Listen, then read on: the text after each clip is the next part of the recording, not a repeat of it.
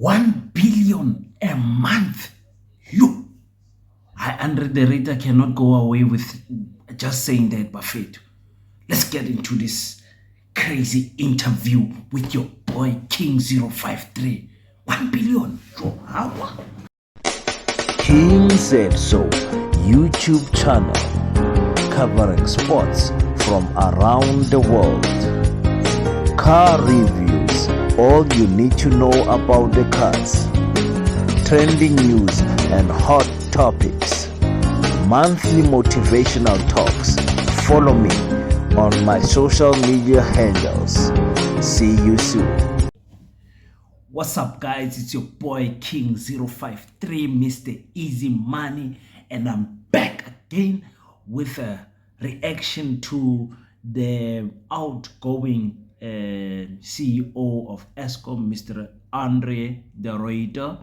And it is crazy how Mr. the Ryter had this interview and then resigned immediately, but it has some juicy stuff that we South Africans wanted to know, particularly about him, his mindset, and the state of ESKOM as a whole. So this video is me responding to or reacting to some critical things that he said in the video that I felt like, you can't just say that. You can't just say that. So let's watch the video. Excuse me. Let's watch the video and see what exactly did Mr. Andre the Ryter and what your boy King thinks about it. And today I'm rocking my gear. Why not? And why not ask the questions? Because somebody wants you dead.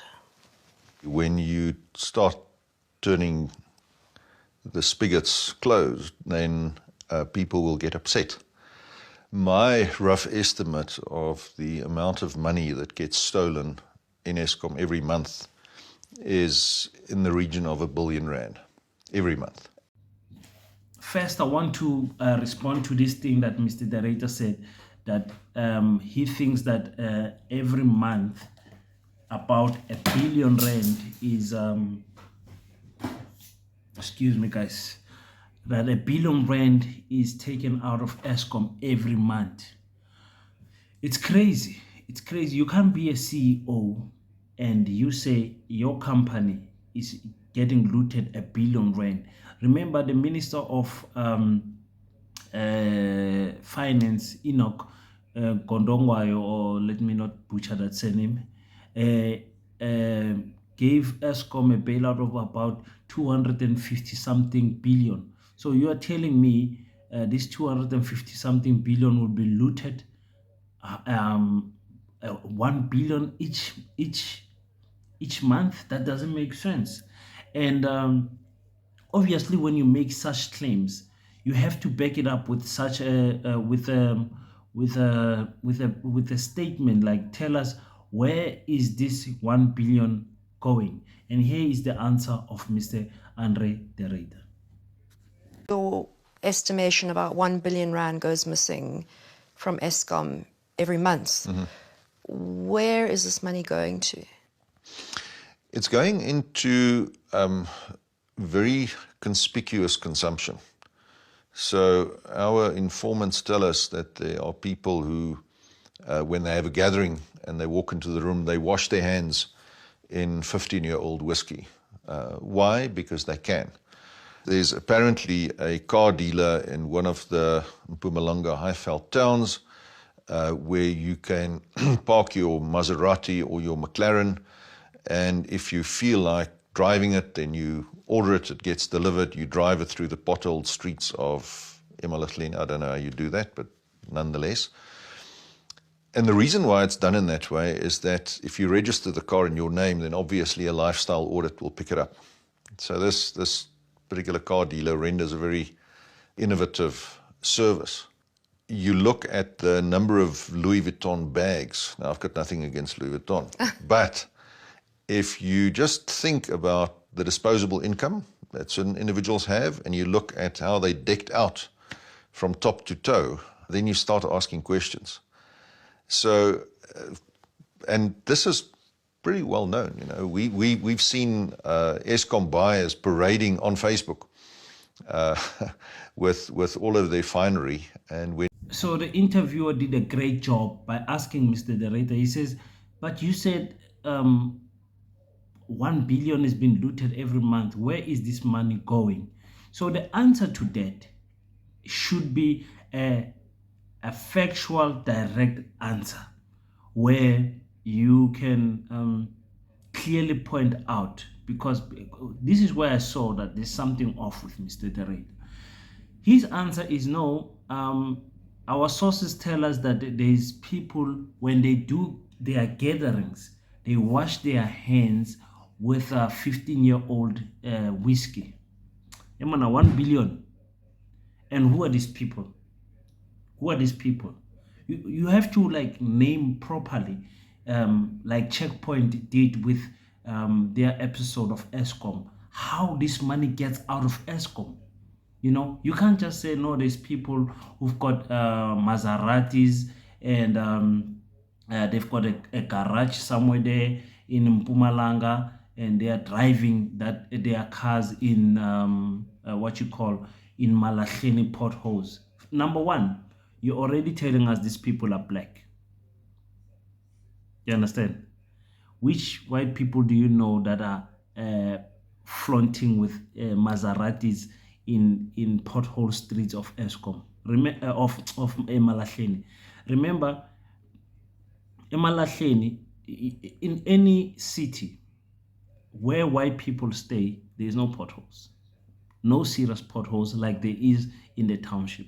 So he's saying it without saying it, that these people are going into the township and Malahleni, the potholed, dirty streets, and they are rocking Louis Vuitton bags. You understand? Listen to what he's saying without him saying it.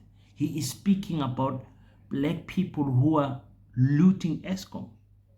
Is he right in saying that? I don't know. Is there people eating at ESKOM? Of course there is. But if you are going to go on national television and you are going to speak about people eating 1 billion, remember he didn't say 500,000 million or 700 million. He says 1 billion. He specifically names that amount. So it means it's calculated. He has calculated and he saw around about 1 billion. And he didn't want to say more than 1 billion, so he said 1 billion. For me, it's like, that's a very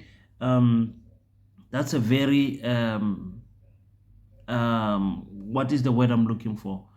That statement it's a very careless statement to make.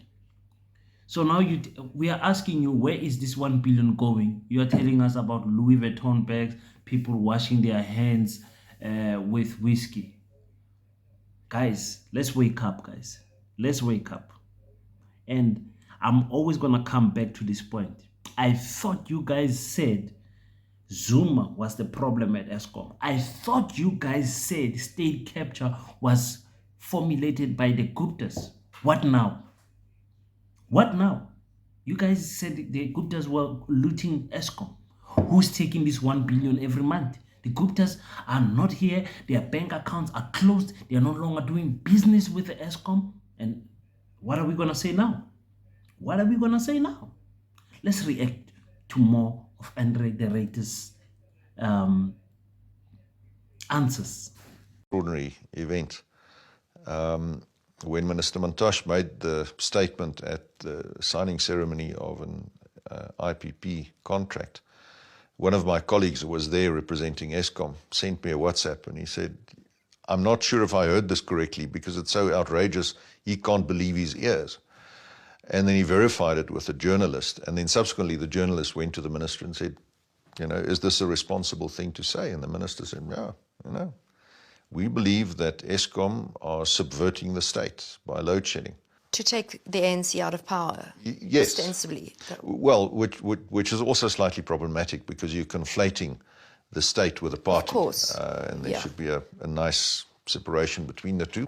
Interestingly, Okay, so there was a time where Minister Gwede Mantashe made a statement that ESKOM is sabotaging the ruling party, and And Andre the Ryter reacted to that, saying that the minister can't say that, because you're conflating the two. You should separate the two, ESKOM and the ANC. It's funny that you say that because you are the CEO of ESKOM. But all this time, throughout this interview, you did not separate ESKOM from the ANC, from the ruling party. All this time, you were speaking about how the two were gelling together because of politics. Every time you get asked a question that is difficult, you push it to the ruling party. But when it suits you, no, the minister should not conflate the two, because the minister is saying ESKOM is sabotaging the ruling party. What Andre the Ryter did not understand, and this is why cadre deployment is important, because cadre deployment is when we send a cadre to go and work at ESKOM as a CEO, that cadre will understand every action that he does at ESKOM affects the ruling party. But when you are not into politics and you just choose any person out there to say, come, because you are qualified, come and run ESKOM, that person will not understand clearly, will not understand the political mandate of ESKOM. Brian Molefe understood the political mandate. That's why we had little, next to no load shedding in Brian Molefe and the Guptas and the Zuma time, because they understood the political mandate for ESKOM, for this state-owned entity. So now, because the question is about ESKOM sabotaging the ANC, what Gwede said, now he wants to separate the two. No, it doesn't work like that. Do you have any idea of how systemic the corruption was at ESKOM? I knew obviously that there was corruption. I knew that it was the organization was emerging from state capture. I think, like most South Africans, I actually believed that with ZS Oak departing from Lanseria, that the era of state capture had come to an end. But what I hadn't realized was that state capture was like a cancer that was unsuccessfully treated. So it has just metastasized and it's now grown throughout the entire body. Andre the Ryter is asked about if he had any idea about the system, the corruption in ESKOM. And he says he had no idea. No, you're not going to say that. You're not going to say that. When Andre the Ryter came into ESKOM 2019, his first interview, he was asked, why are you taking this job?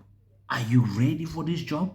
Do you think you can do anything? Can you change ESKOM? Can you improve ESKOM? Because Andre the Ryter was given one mandate for ESKOM, let's be honest.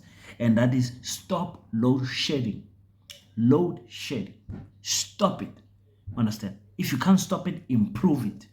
Let the people not cry anymore about load shedding. But he says, no, I had no idea how deep the rot was, how deep this systematic corruption was in ESKOM. And for me, it's like, no, dude, when you took the job, you were speaking highly because you're getting paid a lot of money for this job. The ESKOM CEO is one of the highest paid CEOs in South Africa. He's definitely up there. So now you're telling me you didn't know how deep this system was? You know why was that, ladies and gentlemen? It's because people had this idea that if Zuma goes, then everything is going to be all right. People had that idea that if the Guptas go, then it's going to be all right. The Zuma faction was trying to tell you that, no, we're not the problem. The problem is this 90% of ESKOM that is going to, ESKOM revenue that is going to white-owned companies. And that is still not covered here, because Andre the Ryter is not going to shoot down his own people. He's going to speak about black people and how incompetent they are. He's going to hide behind the systemic corruption that is there at ESKOM. He's going to take no blame for what is happening at ESKOM for all these years. Throughout, this guy put us through a lot in 2020, but we ignored it because we were busy with COVID. 2021 was the highest year in terms of load shedding. We ignore it because the president somehow, you know, black people, we've got this sickness that thinking a white person can do a better job. Many people warned us, even Kosati warned us, said this guy does not have any experience in this specific field. He was also warned, but he said, I want to take this job because I believe I can change ESKOM. You believe you can change something you don't know, brother, Mr. Under the Ryter? Look what happened now. ESKOM is at its worst state ever. And I just want to speak to my subscribers because you guys know if King said it, then it must be true.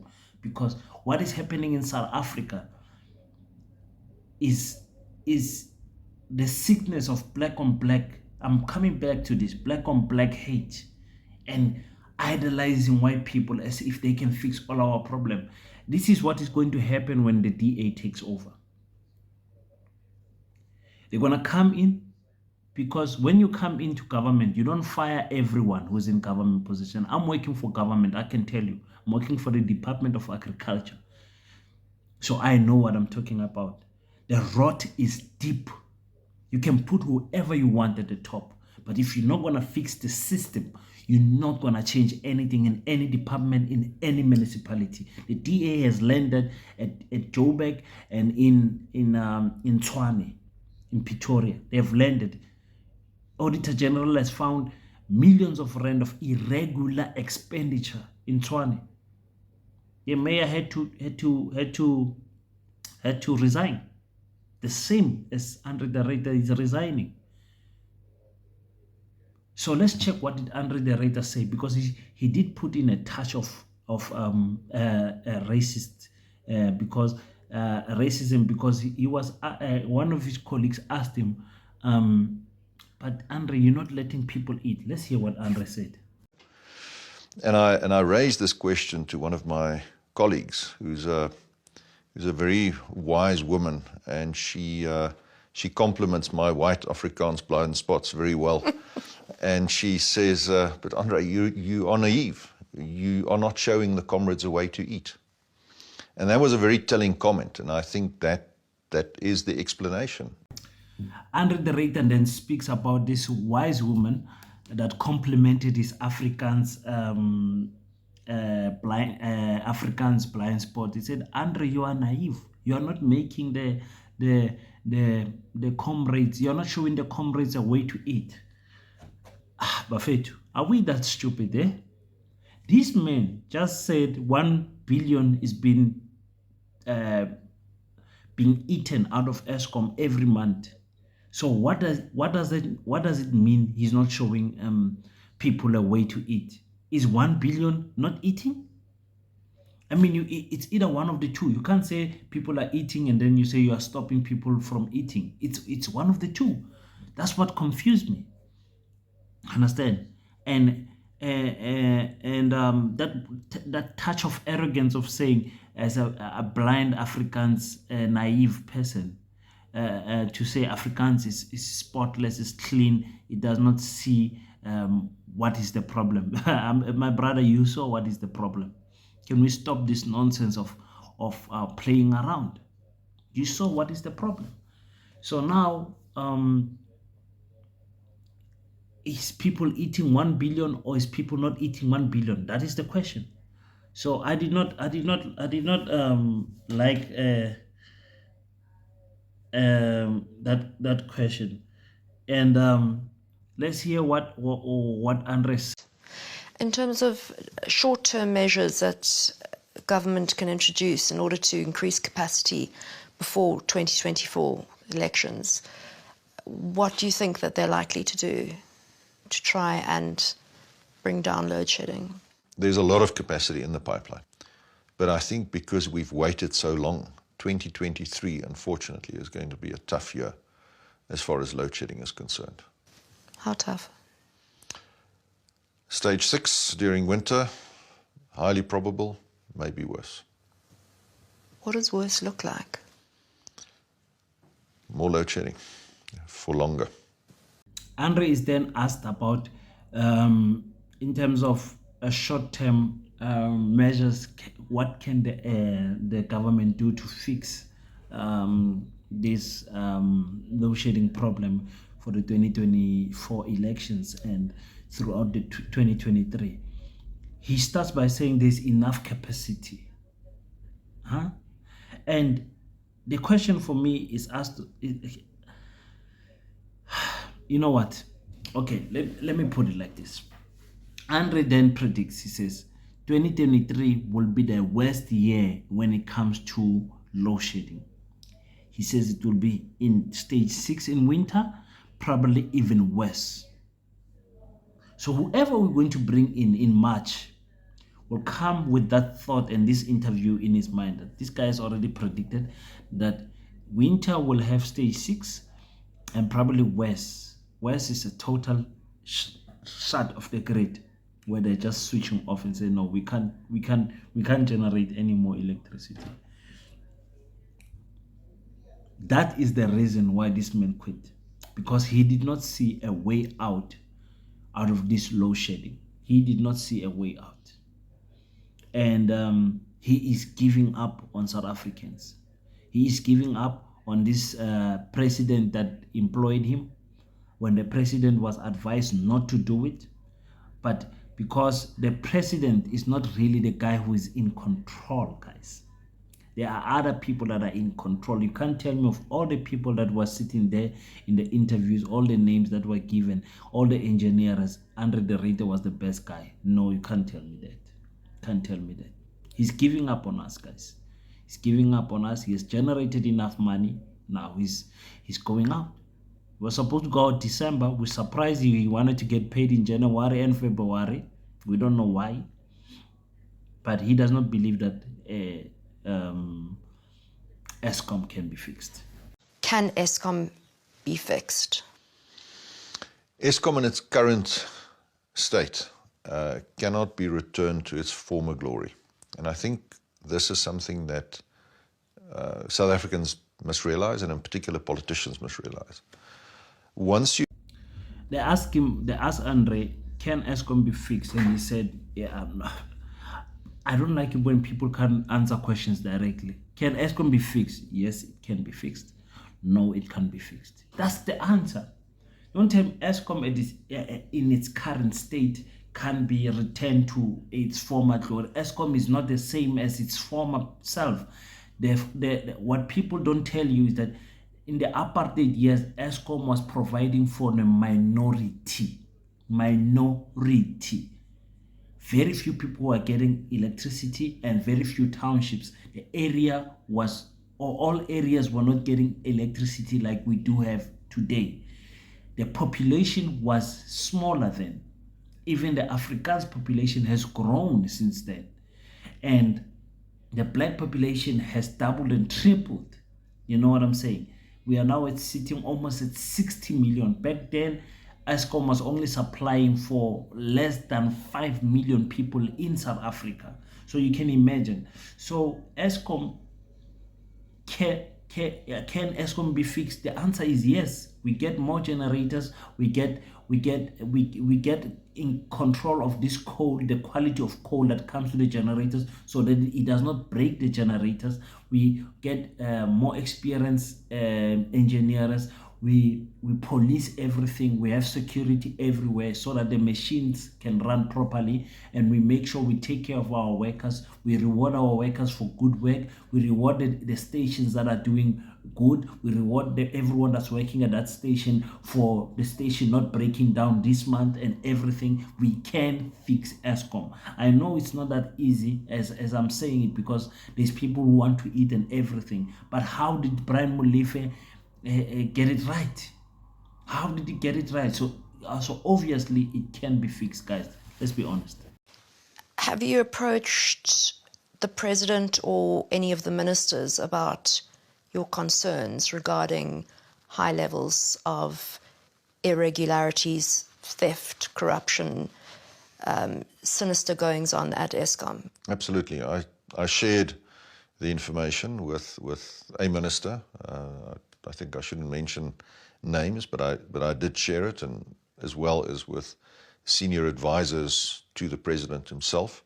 I never informed the president personally, but I certainly gave the message through, which, by the way, I'm obliged by law to do. Is ESKOM a feeding trough, if you like, for the ANC? I would say the evidence suggests that it is. But Fethu, this thing is getting interesting. Andre the Ryter has been asked, have you approached the president? Which is your boss? Which is the guy that employed you? Or any of the ministers? Now remember, there's only two ministers. Minister of Public Enterprise and Minister of, what do you call Gwede Mantashe? Of, what do you call it again? Minister of Minerals. Oh my goodness, that almost slipped my mind. Minister of Minerals. So he said, no, I didn't speak to the president directly. Imagine, of all these problems that you have encountered when I'm Mr.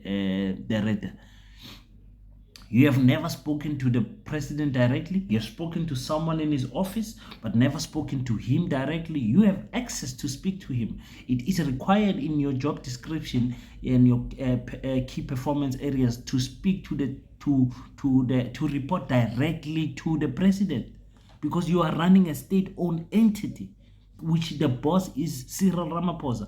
But what did you do? No, you spoke to one of the ministers, but let me not name any names. What do you mean? There's only two ministers. We know 100% you never spoke to Gwede, because you and Gwede are not in speaking terms. You said it yourself in the same interview. So you spoke to Pravin about it, because Pravin is Pravin is not black. That's why you spoke to him. You never respected the president to speak directly to the president about this 1 billion that is getting out of ESKOM every month. You never spoke to the Minister of Minerals. You spoke to the Minister of Public Enterprise, which is Pravin. So we are not stupid. We see these things. Those who don't want to see, and this old media does not want to ask the proper questions. Say, no, but you can't say you spoke. Obviously, you didn't speak to the Minister of Home Affairs. You can say, I spoke to one minister. Which minister? We know, it's obvious. You spoke to Pravin. And we don't trust Pravin, because Pravin is benefiting on the left-hand side. Even on state capture, what people don't talk about is Pravin's daughter was getting money from Busasa. The same with Cyril's child. They were benefiting. But no, it was a push to the side, because let's focus on the Guptas and let's focus on Duduzane Zuma. That is what is happening. The media try to push a certain narratives, and you people don't want to wake up. And I've been trying to tell you that read between the lines. When someone speaks, read between the lines. Have a spirit of discernmentship. Let's react more to what Andre the Ryter said in this beautiful interview. Then she left the mug, my PA Zodwa, she left the mug there at the coffee machine unattended, and came and told me that the machine was broken and could she make me instant coffee. By the time that she got back, the machine had been repaired and a coffee was then presented to me. I then drank this coffee and didn't notice anything amiss. Did it taste the same as usual? I detected nothing. Note how Andre the Ryter was not naming any names, but now with this unfortunate situation of him getting poisoned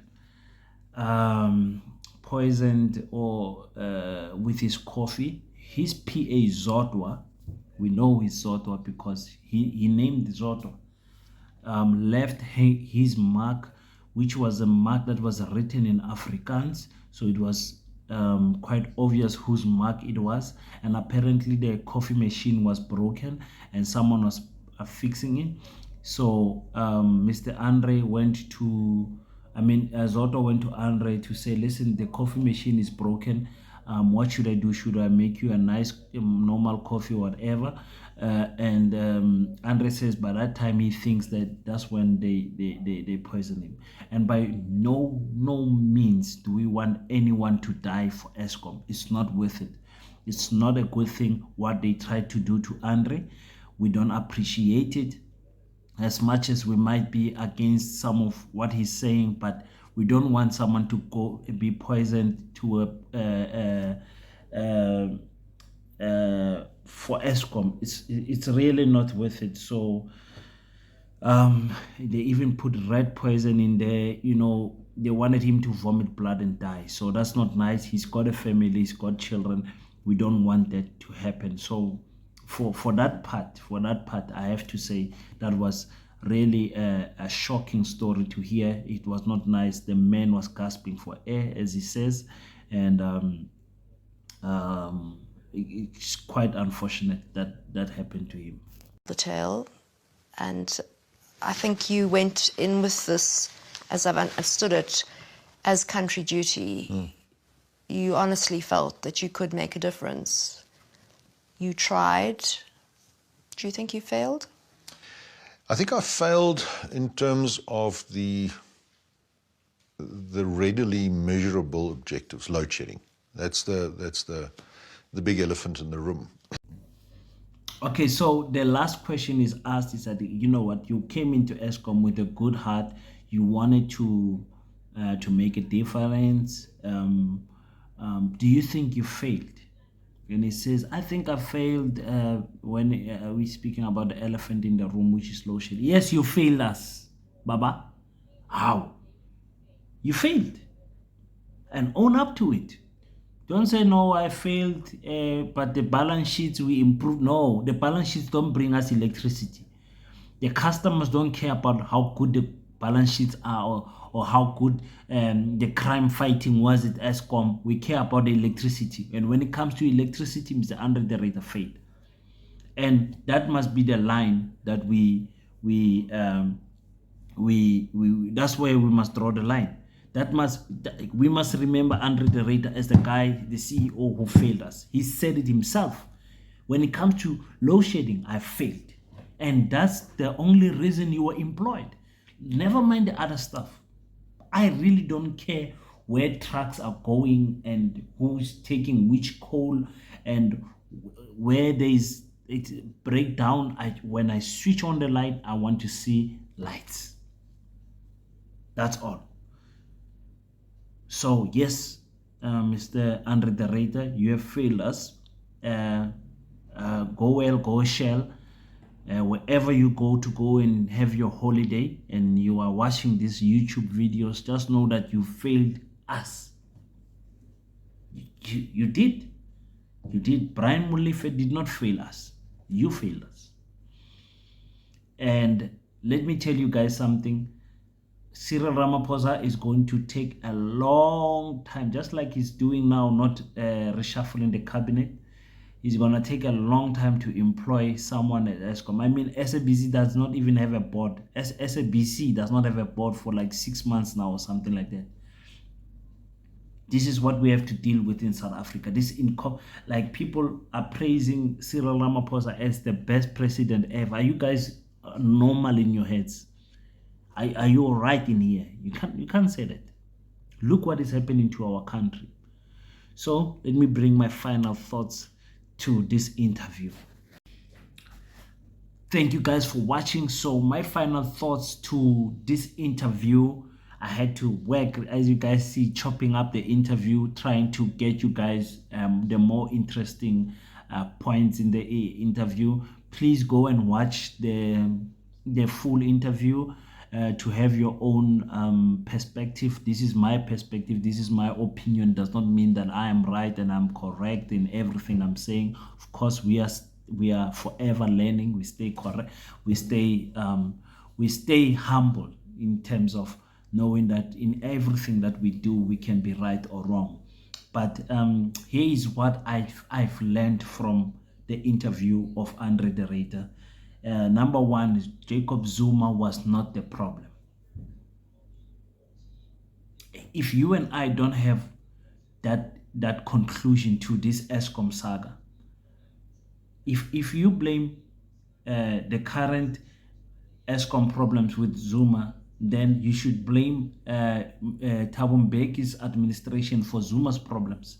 And we can't keep on shifting blames like that. Whatever is happening in your term, we're blaming you. So for me, the Guptas were not the problem. They told you the Guptas were eating something like 10% of the tenders at ESKOM. And there were companies that have evergreen contracts that go for 40 years with ESKOM. They told you, but you did not want to believe.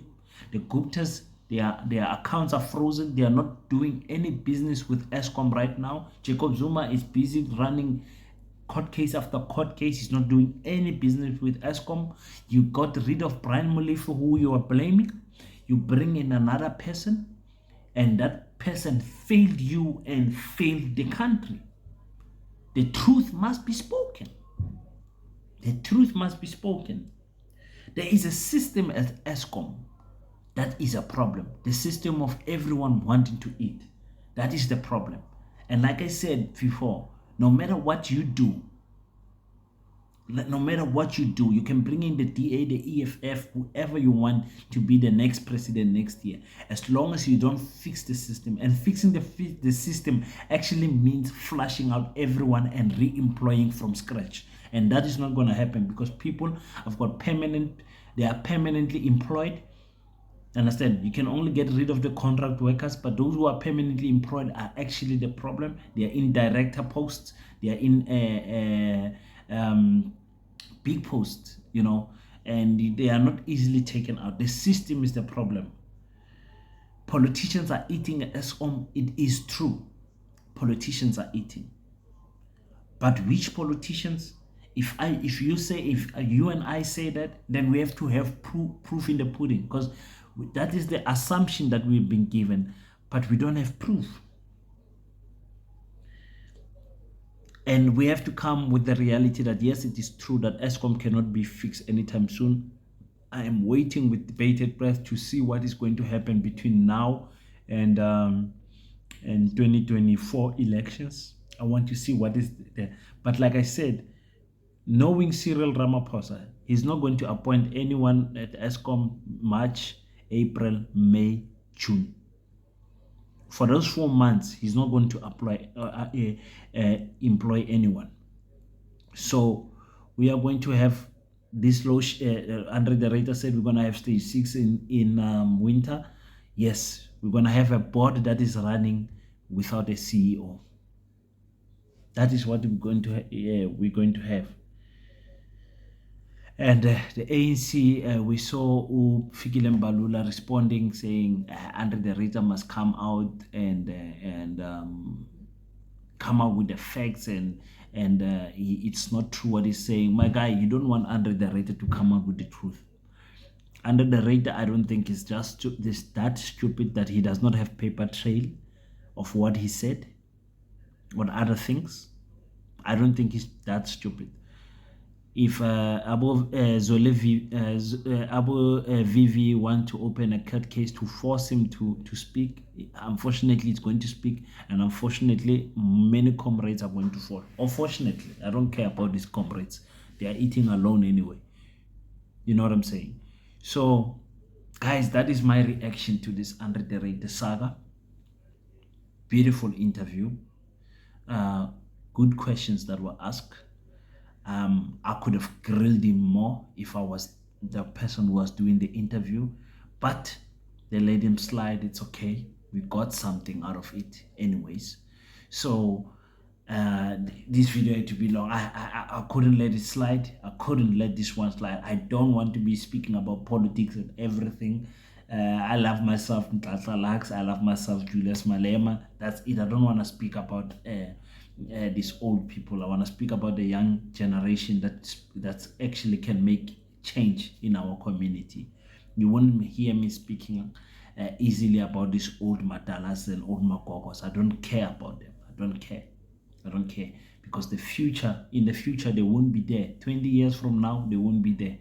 Tlantla Lax, Malema and them will still be around 20 years, hopefully, God willing. So thank you for watching my video. It's your boy King 053, Mr. Easy Money. You have to ask the question, why not? Why not is the lifestyle. Anyway, for those who want the why not t-shirt, why not is sold in Cape Town. It's my official sponsor. So thank you so much for Mr. Francisco Santos. He's my official sponsor at Why Not. Please Google Why Not, Why Not Technologies in Cape Town, and you can order there. You can do some printing and do some stuff. I'll post something here so that you guys can see what I'm talking about. Why not? And tell me, guys, what are your views? What is happening? What do you think about Andre the Ryter's interview? Do you think I'm just bugging? Do you think the Guptas were actually the problem? What do you think? I would like to know what you guys think. Please subscribe and leave a like, and make sure that you show your boy love when you meet me in the streets. Easy Money.